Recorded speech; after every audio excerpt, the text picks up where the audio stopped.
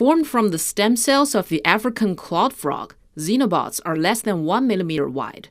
The tiny robots were first unveiled last year after experiments showed that they could move, work together in groups, and heal themselves.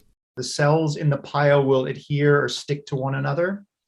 And over about 5 days, if the pile is big enough, it will also sprout these small hairs, these small cilia, and the pile itself will start moving. And that's a quote-unquote child xenobot.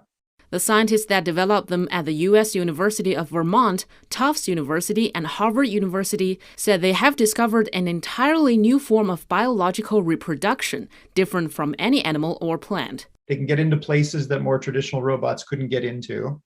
They're biodegradable, they're genetically unmodified, and they're also biocompatible. So it may be in the long term, we're able to create biobots from human cells. To make the Xenobots, scientists scraped stem cells from frog embryos and left them to incubate. They found the sphere-shaped Xenobots made from around 3,000 cells could replicate, but it happened rarely.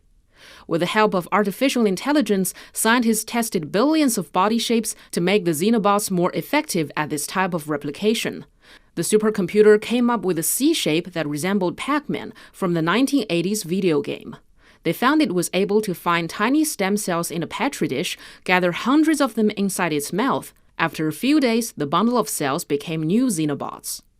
In the future, uses of Xenobots could include collecting microplastics in the oceans, inspecting root systems for plants and trees, and regenerative medicine.